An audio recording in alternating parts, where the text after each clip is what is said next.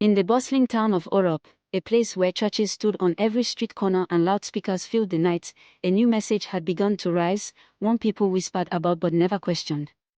They called it God talk. They believed that every blessing, every breakthrough, every miracle must come instantly, and must come only to me. But this message was slowly changing the town, and no one noticed until it was too late. Years ago, Orop was known for unity. Neighbors cooked together, helped each other farm, solved problems as one. But now, things were different. Church prayers no longer sounded like cries for wisdom or community strength. Instead, they thundered with, "Father, make me the only rich person in my family. Every enemy of my success, fall down and die. Lord, give me breakthrough before my neighbor gets theirs." The people didn't realize it yet, but a quiet darkness was forming, the darkness of self-focused faith. One morning, the town preacher, Pastor Zeno, celebrated a new car in front of the congregation. "God has blessed me," he shouted. The crowd roared. But among them stood Mama Rayleigh, a poor widow who worked tirelessly yet barely fed her children. People whispered, "If Mama Rayleigh is still poor, maybe her enemies are stronger.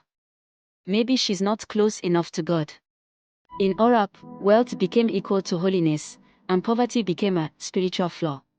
Soon even corrupt businessmen stood proudly at the altar, lifting their hands and shouting, "Praise the Lord," without guilt. Because now, morality no longer mattered, only money did.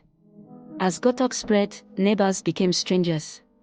When Uncle Jamie, an elderly man, fell sick and needed help, people walked past him saying, "Let him pray for healing the way we do." When the youth requested support for repairing the community road, the response became, "Pray first. God will fix it." Everyone chased their own miracle. No one chased the town's progress. And a community without community began to crack. Soon, the problems in Orop grew worse.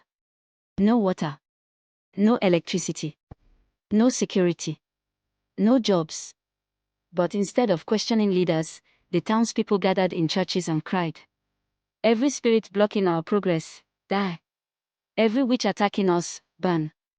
When government funds disappeared, the leaders simply smiled. Why?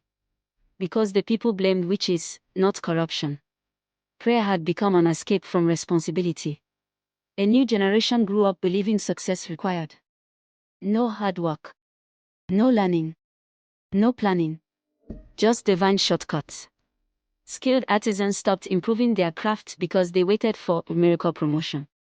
Students prayed for exam success but didn't read. Business owners waited for prophetic customers. The result? Orop stayed the same. Year after year. Stuck. A town with loud prayers, but little progress. One night, a group of armed thieves invaded the home of a wealthy businessman who often prayed loudly for exclusive blessing. He shouted, "Why are you doing this?" "I'm blessed by God." The leader of the thieves replied, "If everyone around you is poor, your blessing becomes a survival." That night, Orop learned a painful truth. A rich man surrounded by poverty is living inside danger, not blessing. The next Sunday, Pastor Zeno walked slowly to the pulpit. His voice was softer, humbled by the chaos happening around the town. "We have prayed only for ourselves," he said. "But faith is not self-centered. God did not give us spirituality to escape responsibility." He continued, "If we prayed for wisdom, for good leaders, for unity, for peace, for a just nation, our entire community would rise." The people listened, some for the first time.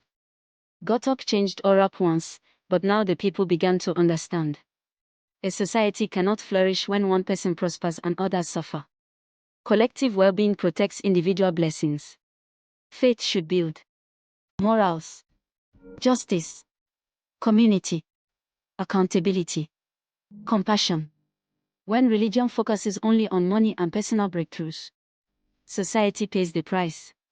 Thank you for watching. Please subscribe to our page for more content.